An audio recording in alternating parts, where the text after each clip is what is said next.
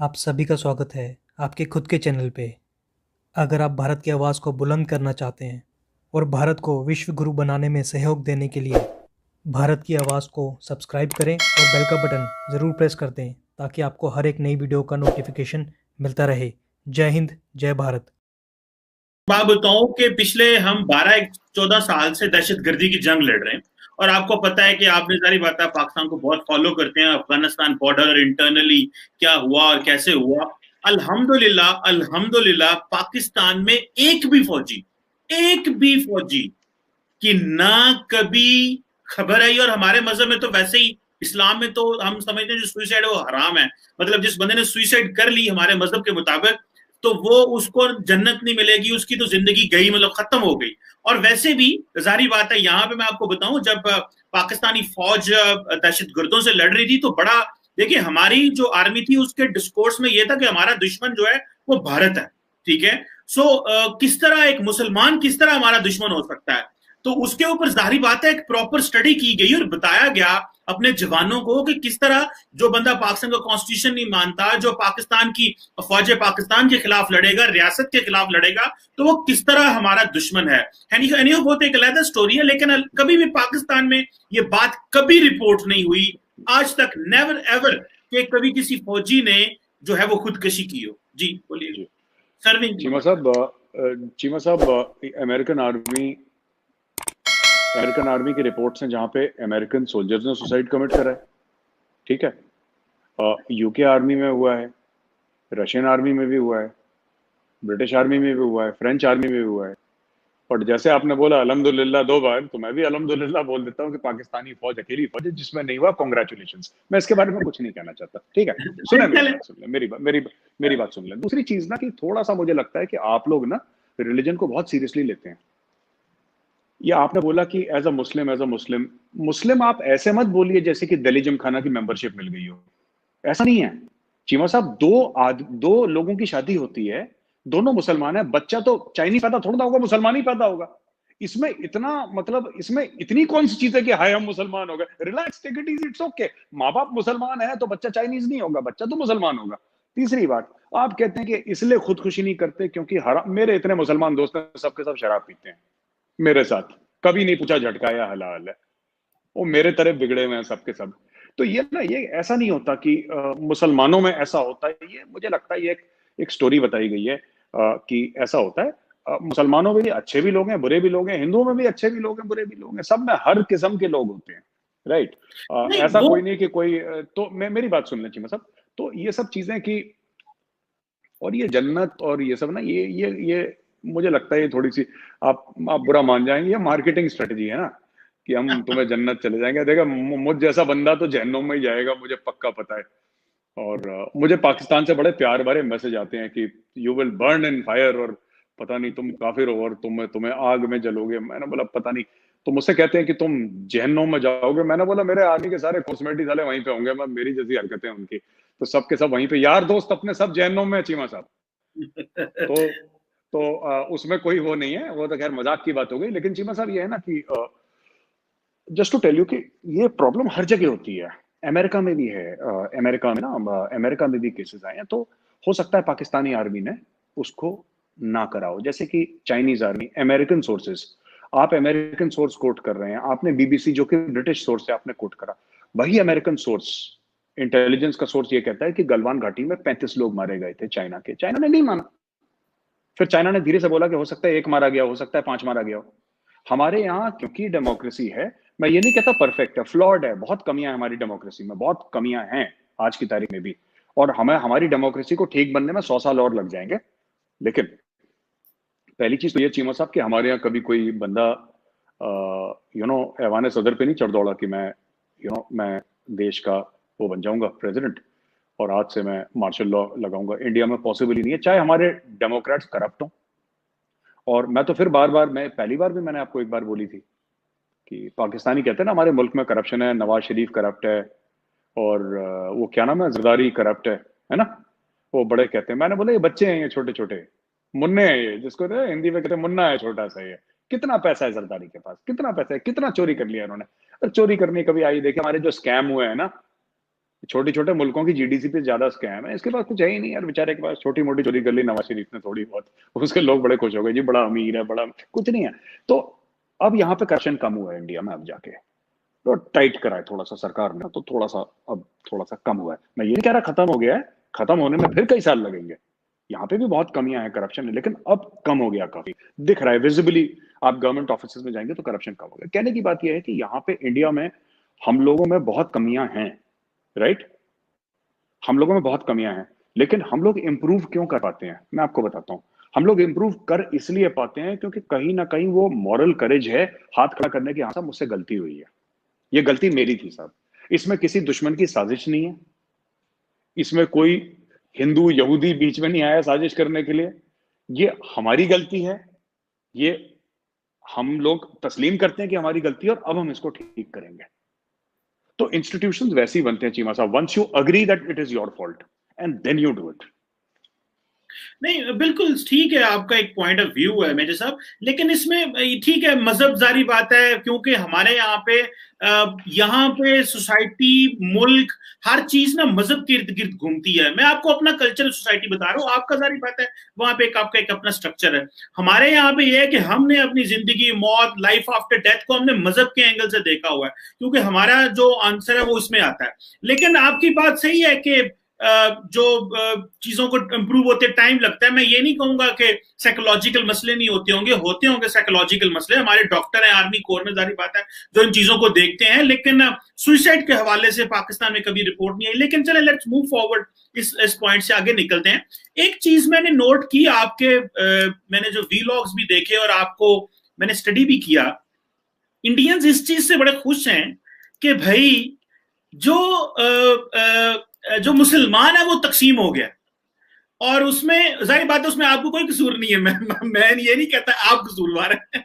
मुसलमान में ओवरऑल मुस्लिम उम्मा की बात कर रहा हूं, जिसमें उन्होंने कहा जी कि ये जो अरब्स हैं वो तो एक कैटेगरी में चले गए, वो तो कश्मीर की बात नहीं कर रहे, भारत से उस तरह नहीं बात कर रहे। तो अब ये जरा मलेशिया और टर्की जो है ये बड़े बोलते हैं। तो मैंने आपकी वो एक वीडियो देखी जिसमें आपने जो सही बना के ना, आपने कहा जी उर्दगान जो है ना वो तो बस ISIS और उर्दगान आपस में मिले हुए हैं, मिल के काम हो रहा है, बिजनेस चल रहे हैं, उर्दगान के बच्चे लगे हुए हैं। मुझे ये बताएं कि यहाँ मैंने जब देखा, और सारी बातें बहुत सारे लोगों ने वो वीडियो देखी, आपकी वीडियोस लाखों में देखी जाती हैं, तो उसमें लगा ये कि आप ये जो बात कर रहे हैं, उन्होंने कहा कि अब क्योंकि टर्की खड़ा हो गया पाकिस्तान के साथ तो लिहाजा टर्की को कंट्रोवर्शियल करो, अब क्योंकि मलेशिया खड़ा हो गया पाकिस्तान तो मलेशिया को कंट्रोवर्शियल करो या आइसोलेट करो, जो कि डिप्लोमेटिक किसी मुल्क की भी आपकी पॉलिसी होनी चाहिए, मुझे उससे कोई इख्तलाफ नहीं है। लेकिन ये एक माइंडसेट मैंने रीड भी किया और मैंने समझा भी, और आपके जो वीलॉग्स और वीडियोस आती हैं उसमें भी ये मैंने देखा, और मैंने उसमें एक रिबट्टल भी छोटा सा दिया था अपने यूट्यूब चैनल पे आपके जो ना पॉइंट ऑफ व्यू के बारे में, कि जो मेजर साहब ये चीज कह रहे हैं ना कि टर्की जो है और जो वो क्या नाम है मलेशिया जो है वो उसको टारगेट करो क्योंकि वो पाकिस्तान के खड़े हो गए, और बाकी मुस्लिम वर्ल्ड जो है वो साइलेंट होगी क्योंकि उनके अपने मसले हैं। तो टर्की से क्या मसला है आपको? कश्मीर में तो वो फंडामेंटली खड़ा हुआ है, वो तो यूएन भी कभी कभी हमारी सपोर्ट करता है अगर हम यूएन को कॉन्टिन्यूसली यूज करते रहे। जी जी, दो तीन चीजें हैं। ये जो कहते हैं ना कि आलम इस्लाम बीच में से इसमें से फर्क आ गया है, तो ये फर्क आज का नहीं है, 1400 साल पुराना है। आप जो आपके हजरत अबू बकर थे, खुलफाए राशिदीन की अगर बात करें तो हजरत अबू बकर साहब थे, वो उनकी डेथ हाई फीवर से हुई थी, नेचुरल डेथ थी। हजरत उमर की डेथ ले लें आप, ठीक है। फिर उसके बाद अगर आप आए तो हजरत उस्मान की डेथ ले लें, या फिर हजरत अली की आप डेथ ले लें, राइट। फिर आप जो करबला की हम बात करते हैं उसका डेथ ले लें, फिर हजरत मोहम्मद साहब के नवासों को किसने मारा उसका ले लेते हैं, फिर पूरा शिया सुन्नी वाला मसला। ये तो ये क्या है कि over a period of time आलम इस्लाम में रहा है। अब आप बात करते हैं तुर्की की और मलेशिया की, और देखिए पाकिस्तान ये ना समझे, मुझे कभी ये नहीं समझ में आता कि जैसे पाकिस्तान कहता है कि हमें चाइना सपोर्ट कर रहा है, या हमें अमेरिका सपोर्ट कर रहा है, हमें ये सपोर्ट कर रहा है, पर कभी पाकिस्तानी अपने आप से ये नहीं पूछते कि क्यों सपोर्ट कर रहे हैं, आप क्या देते हैं, आप तुर्की को क्या दे रहे हैं। आप कहते हैं नहीं वो भाई है हमारा, हमें अर्दुगुल गाजी अच्छा लगता है इसलिए वो सपोर्ट। अरे मतलब वाई? देखिए पूरी दुनिया मफादात पे चलती है, पूरी दुनिया पर्सनल इंटरेस्ट पे चलती है। अगर मुझे ऐसा लगेगा कि मैं अपने देश के लिए, भारत के लिए कुछ कर सकूं, वो अच्छा हो या बुरा, ठीक है, वो लीगल हो या इलीगल, मैं आपको खुल के बोल रहा हूँ चीमा साहब, दिल की बात, इमोशनल बात, मैं वो करूंगा क्योंकि मेरा मुल्क है, मेरी आइडेंटिटी इंडिया है, मैं करूंगा जो भी करूंगा, और अपने माँ बाप भाई बहन से बढ़कर अपने मुल्क के लिए करूंगा। तो ये मेरी सोच है, ये मेरी फिलॉसफी है, थिंकिंग है, आइडियोलॉजी है, नैरेटिव भी मेरा यही है। तो ऐसी बात नहीं है टर्की को आइसोलेट करो, गौरव आर्या के वीडियो से टर्की आइसोलेट नहीं होगा, लेकिन fact of the matter is कि रादर देन सेइंग कि टर्की पाकिस्तान के साथ खड़ा हो गया है, पाकिस्तानियों को यह सोचना चाहिए क्यों। अगर मेरे घर में कोई आके मुझे कहता है कि मेजर साहब ये लो 2 करोड़ रुपए, तो मैं उससे जरूर पूछूंगा क्यों भाई, क्यों दे रहे हो मुझे पैसा। आप लोग कहते हैं नहीं 2 करोड़ रुपए अच्छे हैं, तुम इधर रख के भाग जाओ यहाँ से, हम ये नहीं पूछेंगे क्यों दे रहे हो। अगर कोई भी, अगर आपका पाकिस्तान और टर्की की रिलेशनशिप लंबी चलनी है, ठीक है सर, पाकिस्तान और ईरान की रिलेशनशिप लंबी चलनी है, ऑलराइट, या पाकिस्तान और मलेशिया की रिलेशनशिप लंबी चलनी है, तो दोनों के मफादात कहीं ना कहीं मिलने चाहिए। दोनों की सिर्फ थिंकिंग नहीं, थिंकिंग एक चीज है, ठीक है, आप मुसलमान वो मुसलमान, वो मैं बात समझ गया, आपको बड़ा इश्क मोहब्बत प्यार है, सब कुछ है, अच्छी बात है, लेकिन एंड में जो अल्टीमेट ट्रूथ है इन वर्ल्ड अफेयर्स, आपको चाहे मुझे अच्छी लगे ना लगे, चीमा साहब को अच्छी लगे ना लगे, it is cash, it is money, साफ से लोगों के घर पैसे से चलते हैं, लोगों के घर मोहब्बत से नहीं चलते हैं।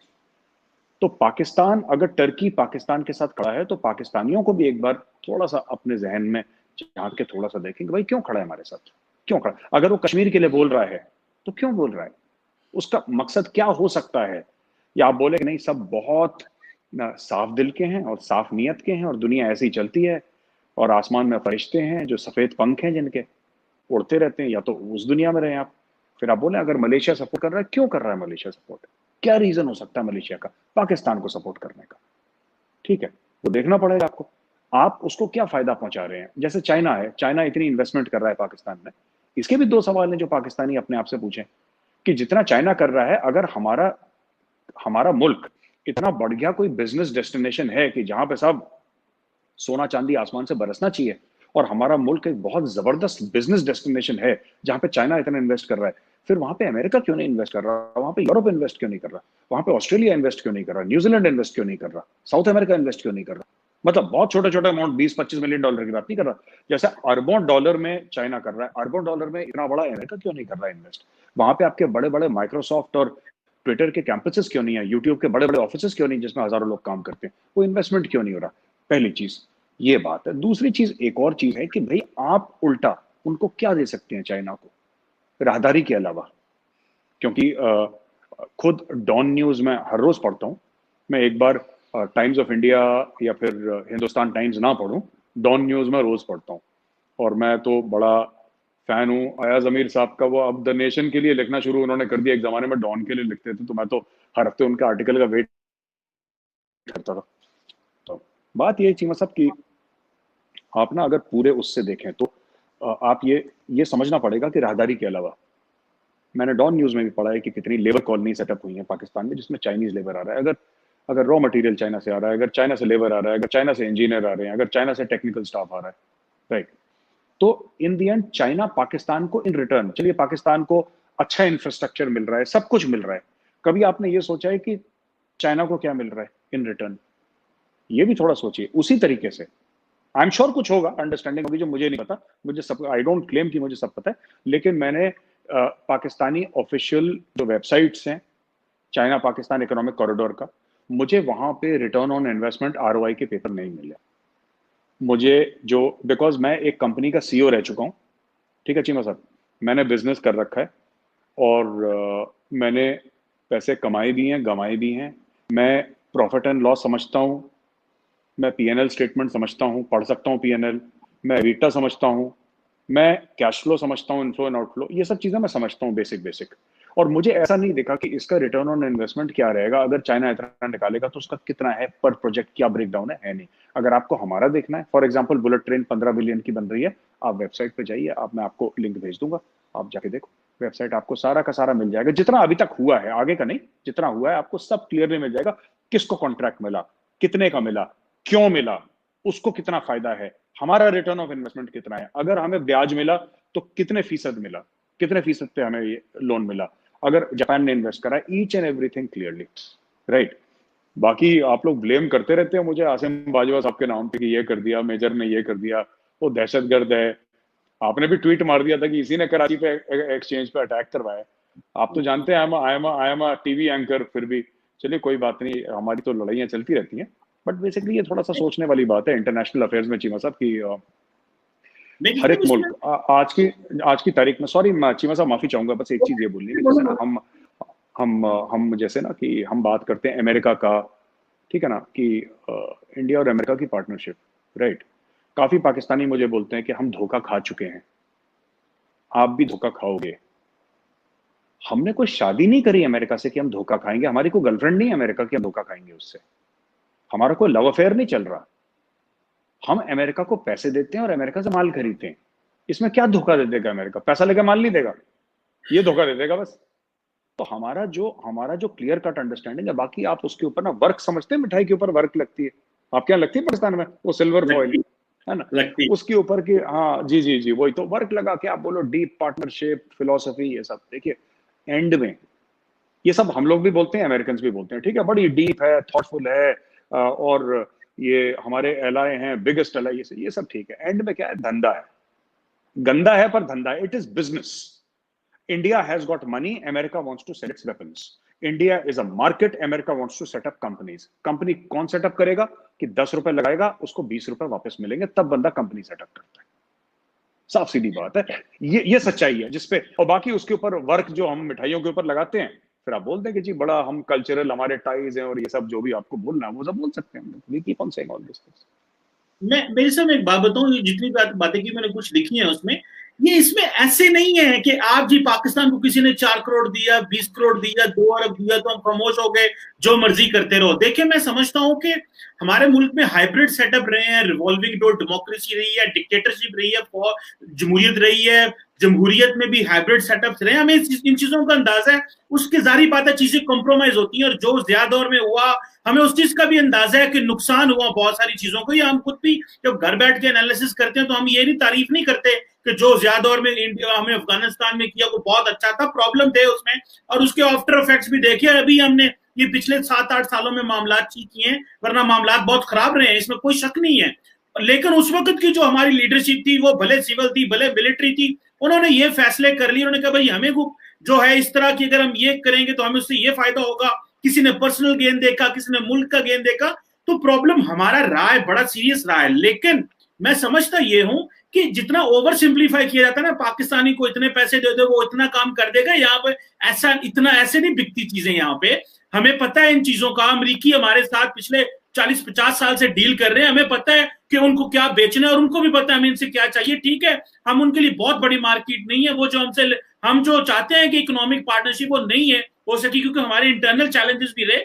तो ऐसे नहीं है कि आज अमरीकी सदर ने हमें खत लिखा था हमारी मदद करो अफगानिस्तान में, वैसे सदर बनते ही उसने कहा था ओ पाकिस्तान, कौन सा पाकिस्तान, पैसे दो, ये करो वो करो। बाद में फिर तरले करते रहे, लेटर लिखते रहे, रोज आते हैं GHQ में आगे इमरान खान साहब से, फॉरेन ऑफिस में आके पूछते हैं यार मदद करो, वहां अफगानिस्तान में इतना आसान नहीं है। चीमा साहब GHQ क्यों आते हैं लोग?